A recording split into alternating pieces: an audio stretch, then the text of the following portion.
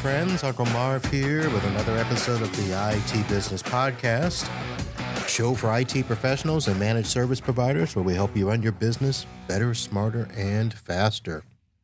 Well, we are in between conferences, folks. You just finished listening to several episodes from the ASCII Cup in Philadelphia, and you're going to be hearing soon a whole bunch of podcasts from my time at IT Nation. But I wanted to give you a little something in between because I had something happen right as I was getting ready to leave my office on Tuesday afternoon to head up to Orlando.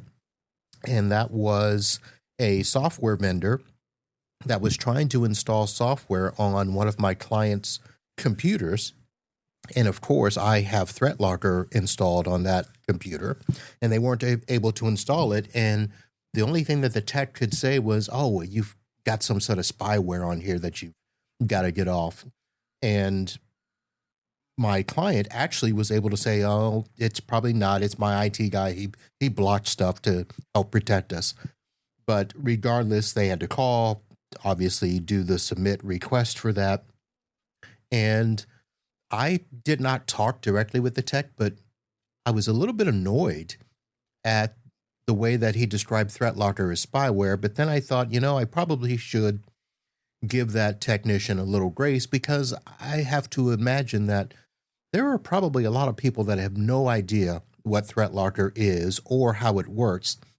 And I know that there's other software that also does this, but most of the time people that are doing installations, and if they are doing, level 1 support for a vendor or for a product, they have no idea what, service providers do or even large organizations do. To give you a little bit of history on this, this was a auto body shop, and they have estimating software where when they get a car in, they have to, go around and document all of the things that they intend to fix. They put it into the estimating software. It actually goes up to an insurance provider where they can approve the estimate or make changes to it and stuff like that. And the auto body industry, like a lot of industries, have kind of been used to doing stuff on their own. So for a lot of smaller shops, if they only have, 1, 2, or 3 estimators, they're used to just remoting in and doing stuff themselves. It has been that way for a long time. And so I have a handful of shops that I still support. I did a ton of these back in the early 2000s, and it was a whole different deal. They would have to be sent by CD. And obviously recently with remote support, they just, do all downloads and stuff. And anytime there's an issue, they have their own tech support that remote in and do stuff. So it's only been in the past couple of years that they've run into this issue where they can't do stuff like they used to. One of the reasons is because I don't allow any of my customers to have admin access on their desktops. So that's one thing. They usually have to get admin access. Well, now, even with admin access, if their software is not approved or if there's an update that is significantly different than what they had before, well, it's going to be blocked. So it's been something of a little bit of an education that I've had to do. So I thought, what, let me throw this out there because I don't know how many others are dealing with this, but I'm sure you guys are. And, one of the things we have to do is put our clients in a position that, one, they understand what ThreatLocker is. They know what it's doing. They know why we're putting it in there, and that it's something that they can understand. They need to know that it's not spyware. It's not collecting their data or monitoring their screenshots, when in fact it's enforcing policies, and it is deciding what apps can run, what files can access each other, and where executables can go. And it's helping to prevent things like ransomware and, situations like that. So, we have to think of it as like a bouncer, just like a club where not anyone gets into the club. And that's the same way we treat our software. Not every software gets into our network. So having our customers understand that. So the ones that are used to calling for support through, business class apps, they know what they're getting into. Now, hopefully we would really want the idea of anytime there needs to be something installed or anything done, they're going to contact us and let us talk with the vendor. However, there are a lot of situations where I know some of you out there, you don't want to support software. You don't want to handle that. You just want to support the computers. You want to do the projects, and you will let the customer contact the vendor. I try not to. I say, look, call me first and let's work it out. But in this case, this is a software that probably had not been updated in the 2 years that I had ThreatLocker on their system. And he had been used to just simply calling them whenever they had an issue. It's an estimating software. I know about the software. I don't really know it. I can help them install it. But if they run into an issue, I can't help them. So it wasn't really, far-fetched for them to call the vendor and then for the vendor to just simply say, hey, let me connect to your computer. In this case, it's funny because I have other clients where we have actually blocked remote support software. So, things like TeamViewer and, Log Me In and stuff can't even be run because we've blocked it. So the technicians find out very early that they cannot do anything. But in some cases, it's not blocked and they get on the computer and then try to run stuff. So that was just something that just stuck in my head during my drive to Orlando, that the whole idea that, ThreatLocker is not spyware. And not only do we need to educate our customers about it, we need to explain it to them in a way that they can explain it to other vendors, other techs, if for some reason they're trying to do stuff without us. And then, of course, we need to go a little beyond that because we probably need to help the rest of the tech industry outside of managed service providers. I have to explain stuff to the juniors that I work with all the time that they're not going to run into these situations. They're not going to know all these softwares. So we have to help educate them so that they're not spreading misinformation because they don't understand technology. So that way now, at least anybody that I work with, when they see ThreatLocker in action, they understand that it's a shield and not a spy. So I wanted to get that out there. The second thing I wanted to get out is I had somebody reach out to me and ask about a situation where another MSP, and we'll just say a previous MSP that had moved on, and this person was taking over managing the network, but the old provider had left their RMM agent behind, and it was an RMM agent and an EDR product. And when they tried to uninstall it, they couldn't. They ran into some issues. And when they reached out to the previous provider was like, yeah, you're on your own. Good luck. And don't call us again. So we've got multiple issues there. But one of the things that I had asked the person, I said, well, did you actually, go in and document everything before you started working? Because that's probably the first thing to do, is to give the customer a full inventory of, look, this software is on your network. This is from the previous provider. You need to make sure that they remove it. I know that with some of the products, yes, you can go in and find a removal tool, but I know that there are cases, and I've got one of those pieces of software where in order to uninstall that piece of software, there has to be a special code for each system, a unique code. So I can understand that if somebody tried to come in and take over one of my clients, they're not just going to be able to uninstall most of my stuff. Now, if I knew that was happening, I would just go in and remove it. I'm not going to be like this previous provider and say, go suck it or something like that. But that's the one thing you should do. Obviously, if you're taking over a situation, try to document everything ahead of time.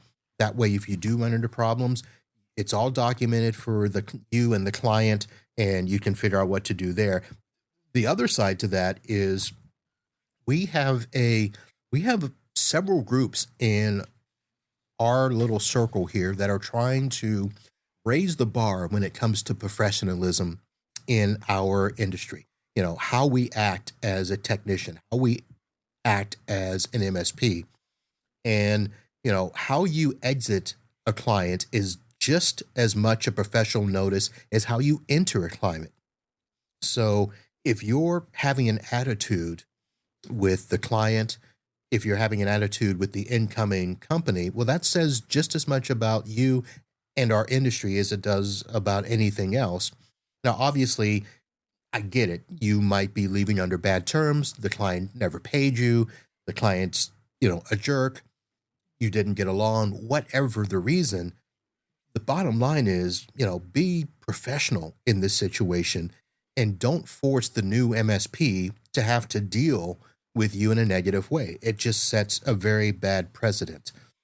Now, in Florida, I know that is something that is really being looked at right now. And in fact, there is a legal provision, actually, I should say a Florida state statute that is known as the Offenses Against Computer User Statutes, where you can actually be held legally accountable if you fail to remove your software, whether it's an RMM, an EDR agent, or anything that allows unauthorized access to somebody's computer.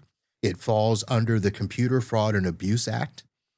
And again, this is in Florida. I don't know if it's anywhere else in this country. I'm going to assume that it is, and I'm going to assume that it's coming because MSPs are, we're falling into a little gray area where we are, not only responsible for protecting our clients, we're also responsible for the holes that we allow, especially if we are, technically no longer supporting them, but we are leaving them at a disadvantage because of that. So in Florida, clients can sue MSPs for breach of contract or for any damage arising from the continued presence of management software. And that includes cost of, breaches, downtime, or anything like that. So the way that it was explained to me, and I'm going to tell you folks, this is not legal advice, but this is an interpretation by someone who I think may have had some experience with this. But the idea of downtime, I know that when I have seen this question in some of the groups and forums, everybody says, well, you may have to reimage the system.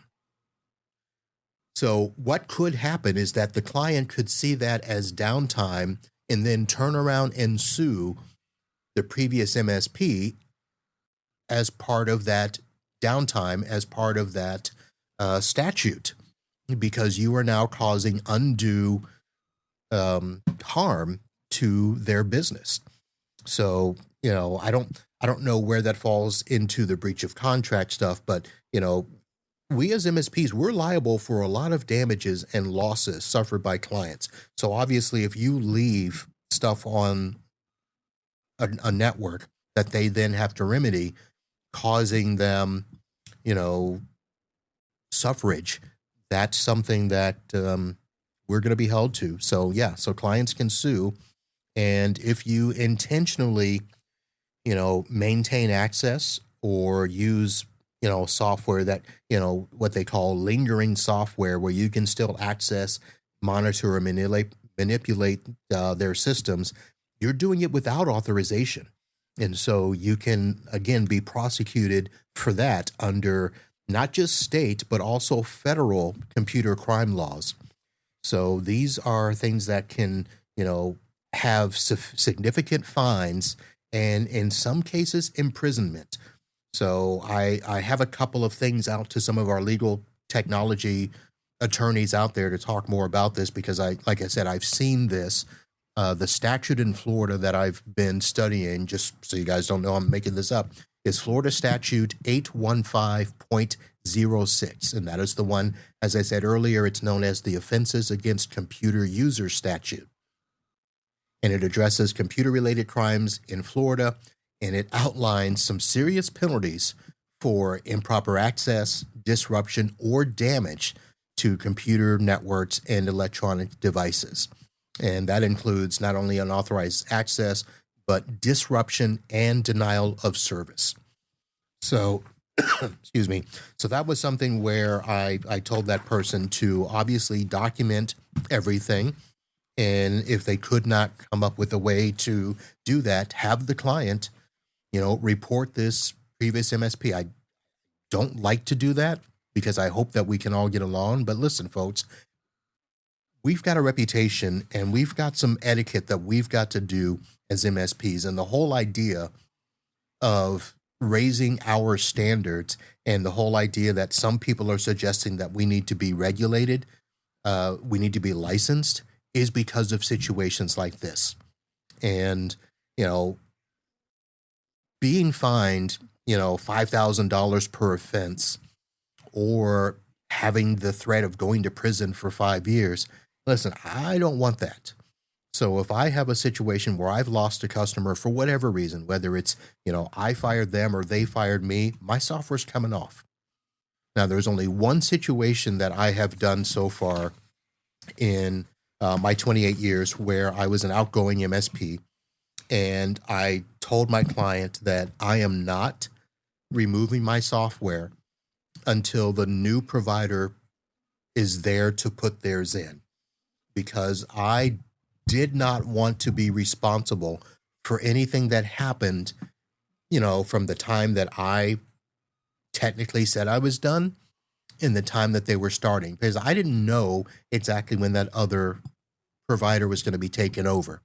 So I didn't want there to be any risk of, virus or malware, even backup. I was doing a Datto BDR for them at the time, and we needed to go through the transfer of ownership of that Datto appliance. The other provider had not worked with Datto before, so they needed, I think it took 2 months for them to get signed up with Datto and get in a place where we could do a transfer there. So even though I was supposed to be done on one date, my software did not come off until 2 months, not years, 2 months later, because I was not going to leave them unprotected. And they were happy, they were okay with that. And the only thing we had to do was a technician had to call me, or the client had to call me to say somebody is here to start installing software. And basically, as soon as I saw the first machine, get installed, all of my stuff came off. And that was the only time that I had to do that. It was a fair compromise, at least in our minds at the time. They were not left unprotected. So if anything did happen, we didn't get into finger pointing of, well, you have a new provider, let them deal with it. Or the new provider saying, well, no, we haven't taken over yet. You're still responsible. So that was the way that we did that. So listen, folks, in most cases, it takes just a few minutes to uninstall software, revoke your credentials. You do a run book if you're using something like an IT glue. You send them all the necessary passwords they have, and then you're done. But what's really good about that is your reputation is intact. Your client, your previous client, that MSP knows you did your job in making sure that they were protected. You handed over everything as you were supposed to. You didn't leave anybody, in a bad position. And the closest thing to a golden rule that I have when it comes to networks is you want to leave an environment better than when you found it, and you don't want to leave anything behind. So that's kind of what was on my mind here. The next time that you hear me, folks, it'll be with interviews and podcasts from IT Nation. But these were thoughts I wanted to get out and to you, and not come back after I had, lost my thoughts or things of that nature. But ThreatLocker is not spyware, and MSP etiquette is just as important on the way in as it is on the way out. That's it, folks. Thank you for tuning in. We'll see you soon. And until then, holla.